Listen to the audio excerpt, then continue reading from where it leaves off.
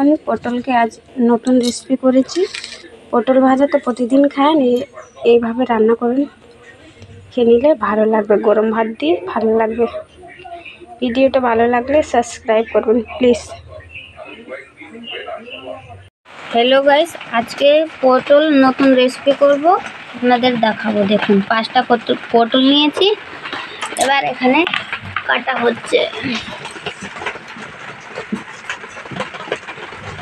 আলুটা দিয়ে দিয়েছি কড়াইতে, আলুটা ভেজে নেব। হলুদ দিলাম, নুন দিয়েছি, এবার ভেজে নেব নাড়াচাড়া করে। এবার পটলটা কেটে রেখেছিলাম, তেল দিয়েছি কড়াইতে, এবার পটলটা আমি ভেজে নেব।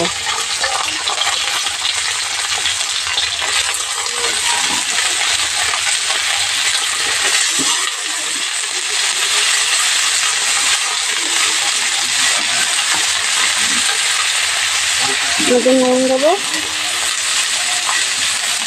হলুদ দেবো,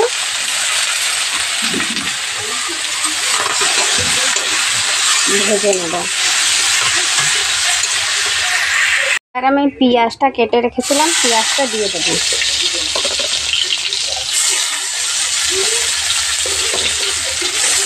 পেঁয়াজটা ভাজা হয়ে গেল,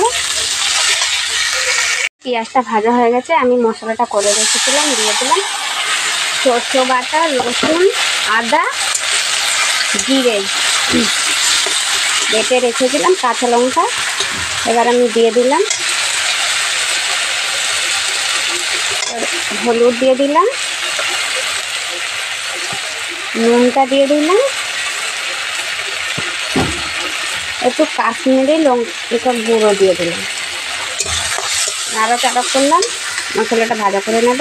মশলাটা ভাজা হয়ে গেছে, এবার আমি টমেটো কুচি দিয়ে দিলাম।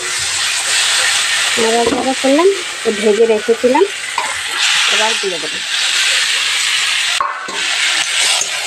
দেখুন নাড়াচাড়া করে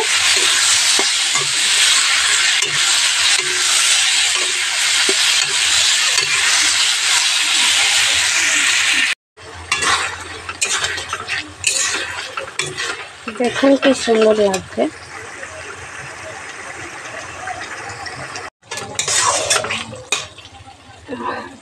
হয়ে গেছে তরকারি পটল কষা, এবার আমি গরম মশলা দিয়ে দেবো।